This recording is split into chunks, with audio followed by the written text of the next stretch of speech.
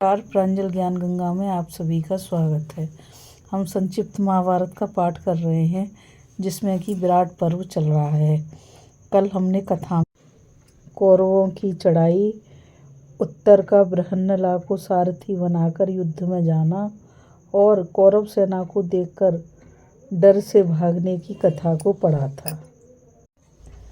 आज हम अर्जुन का शमी वृक्ष के पास जाकर अपने शस्त्रास्त्र से सुसज्जित होना और उत्तर को अपना परिचय देकर कौरव सेना की ओर जाना की कथा को पढ़ेंगे। वैशंपायन जी कहते हैं, राजन, जब भीष्म, द्रोण आदि प्रधान कौरव महारथियों ने उस नपुंसक वेशधारी पुरुष को उत्तर को रथ में चढ़ाकर शमी वृक्ष की ओर जाते देखा तो वे अर्जुन की आशंका करके मन ही मन बहुत डरे। तब शस्त्र विद्या विशारद द्रोणाचार्य जी ने पितामह भीष्म से कहा, गंगा पुत्र, यह जो स्त्री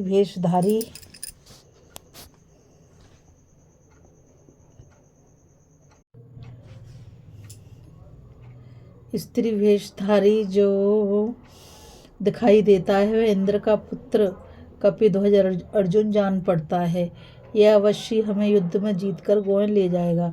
इस सेना में मुझे तो इसका सामना करने वाला कोई भी योद्धा दिखाई नहीं देता। सुनते हैं कि हिमालय पर तपस्या करते समय अर्जुन ने किरात वेशधारी भगवान शंकर को भी युद्ध करके प्रसन्न कर लिया था। इस पर कर्ण बोला, आचार्य, आप सदा ही अर्जुन के गुण गाकर हमारी निंदा किया करते हैं, किंतु वह मेरे और दुर्योधन के तो 16वें अंश के बराबर भी नहीं है। दुर्योधन ने कहा, और कर्ण, यदि ये अर्जुन है तब तो मेरा काम ही बन गया, क्योंकि पहचान लिए जाने के कारण अब पांडवों को फिर 12 वर्ष तक वन में विचरना पड़ेगा, और यदि कोई दूसरा पुरुष नपुंसक के रूप में आया है तो मैं इसे अपने पहने बाणों से धराशायी कर दूंगा।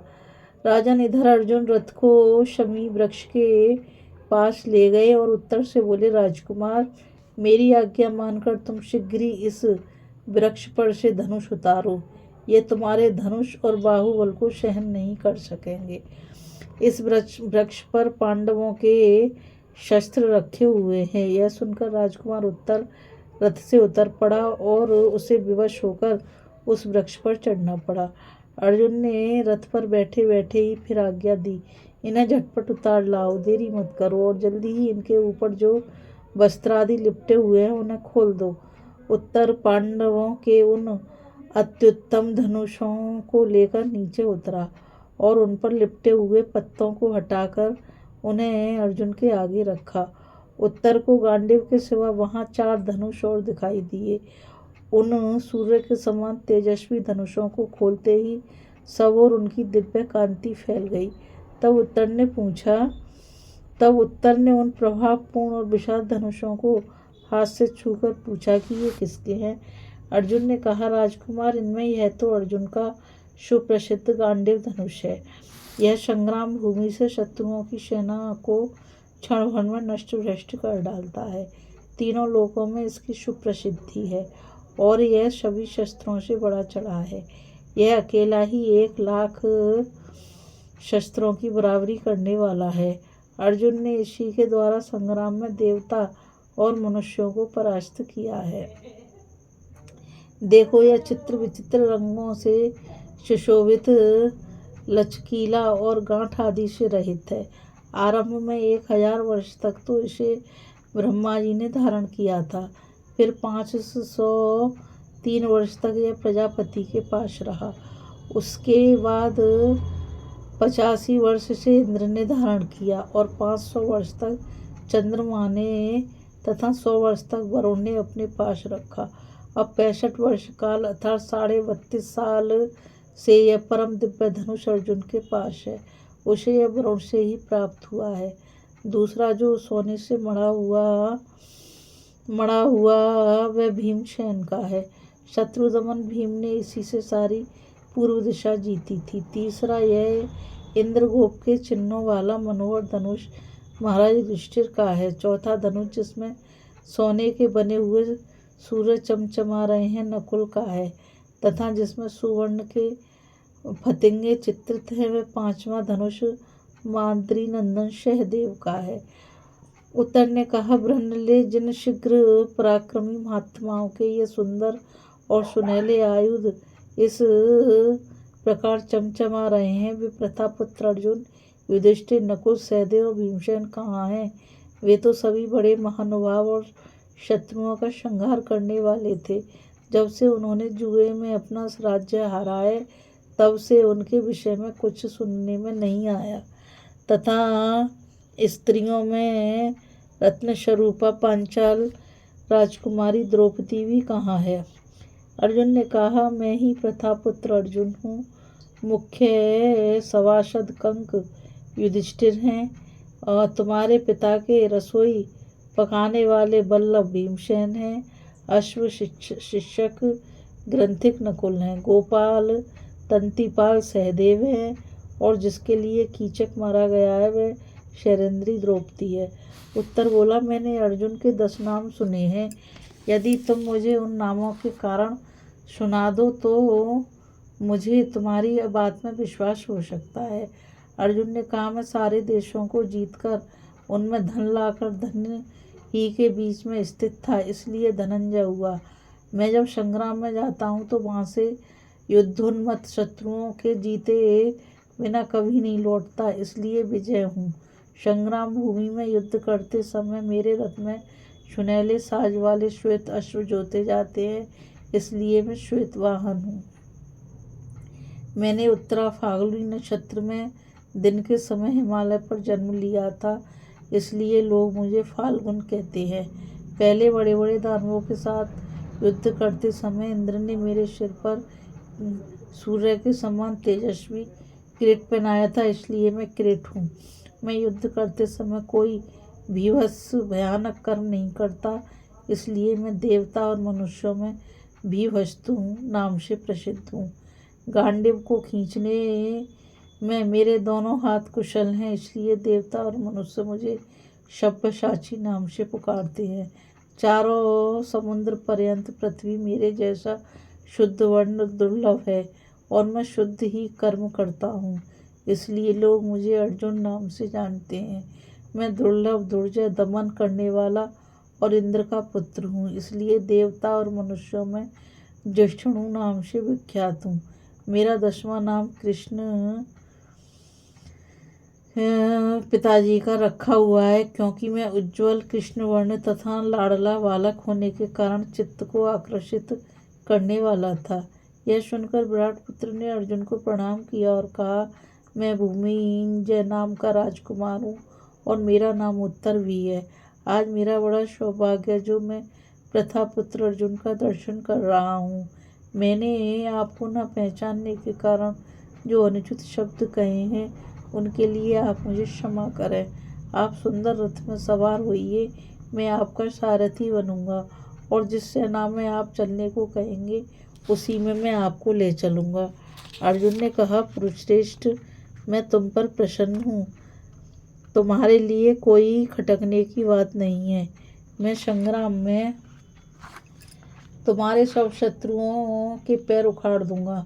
तुम शांत रहो और संग्राम में शत्रुओं के साथ लड़ते हुए मैं जो भीषण कर्म करूं वह देखते रहो।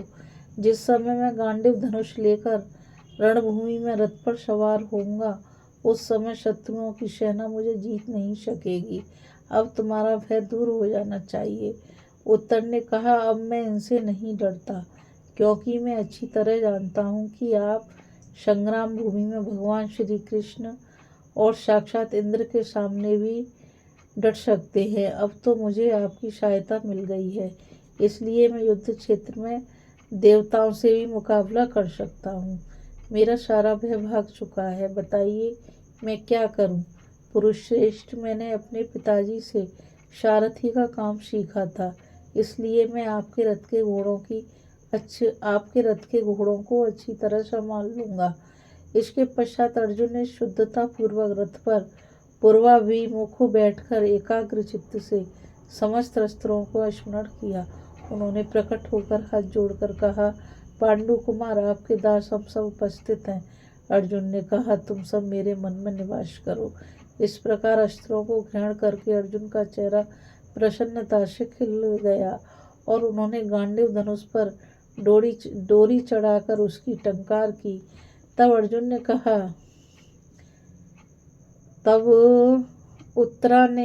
उत्तर ने कहा, पांडव श्रेष्ठ, आप तो अकेले ही हैं। इन शस्त्रास्त्र के पारगामी अनेकों महारथियों को संग्राम में कैसे जीत सकेंगे?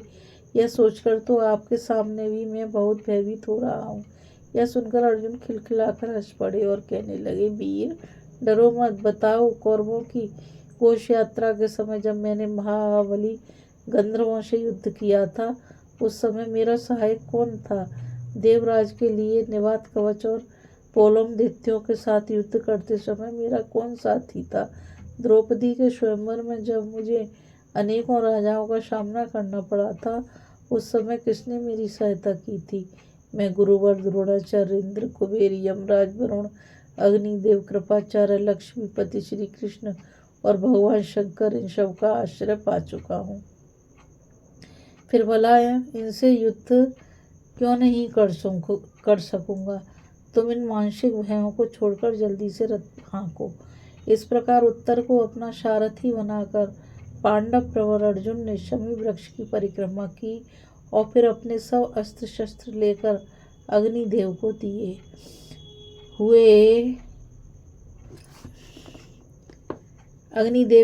हुए रथ का ध्यान किया। ध्यान करते ही आकाश से एक ध्वजा पताका से सुशोभित दिव्य रथ उतरा। अर्जुन ने उसकी प्रदक्षिणा की और इस वानर की ध्वजा वाले रथ में बैठकर धनुष बाण धारण किए उत्तर की ओर प्रस्थान किया। फिर उन्होंने अपना महान शंख बजाया, जिसका भीषण घोष सुनकर शत्रुओं के रोंगटे खड़े हो गए। राजकुमार उत्तर को भी बड़ा भय मालूम हुआ और वह रथ के भीतरी भाग में घुसकर बैठ गया। तब अर्जुन ने राशि खींचकर घोड़ों को खड़ा किया और उत्तर को हृदय से लगाकर आश्वासन देते हुए कहा, राजपुत्र डरो मत। आखिर तुम क्षत्रिय ही हो, फिर शत्रुओं के बीच में आकर घबराते क्यों हो? उत्तर ने कहा, मैंने शंख और भेरियों के शब्द तो बहुत सुने हैं तथा सेना की मोर्चे बंदी से खड़े हुए हाथियों की चिंगार सुनने का भी मुझे कई बार अवसर मिला है, किंतु ऐसा शंख शब्द तो मैंने पहले कभी नहीं सुना। इसी से शंख के शब्द, धनुष की टंकार, ध्वजा में रहने वाले अमानुषी भूतों की हुंकार और रथ की घरघराहट से मेरा मन बहुत ही घबरा रहा है। इस प्रकार बात करते करते एक मुहूर्त तक आगे चलते रहने पर अर्जुन ने उत्तर से कहा, अब तुम रथ पर अच्छी तरह से बैठकर अपनी टांगों से बैठने के स्थान को जकड़ लो तथा रासों को सावधानी से संभाल लो। मैं फिर शंख बजाता हूँ। तब अर्जुन ने ऐसे जोर से शंख ध्वनि की मानो वे पर्वत, गुफा, दिशा और चट्टानों को विदीर्ण कर देंगे। उससे भयभीत होकर उत्तर फिर रथ के भीतर घुसकर बैठ गया। उस शंख ध्वनि, गांडीव की टंकार और रथ की घरघराहट से धरती दहल उठी। अर्जुन ने उत्तर को फिर धैर्य बंधाया। अभी हम कथा में अर्जुन का शमी वृक्ष के पास जाकर अपने शस्त्रास्त्र से सुसज्जित होना और उत्तर को अपना परिचय देकर कौरव सेना की ओर जाने की कथा को पढ़ रहे थे। अब आगे की कथा में अर्जुन से युद्ध करने के विषय में कौरव महारथियों में विवाद की कथा को पढ़ेंगे। अब मुझ गीता रावत को आज्ञा दीजिए। कल फिर मिलेंगे एक नई कथा के साथ। और मैं आप सभी से यही कहना चाहूँगी कि आप सभी इस चैनल को ज़्यादा से ज़्यादा लाइक, शेयर और सब्सक्राइब कीजिए ताकि यह अमूल्य ज्ञान अधिक से अधिक लोगों तक पहुँच सके। राधे राधे, जय श्री कृष्णा, नमस्कार।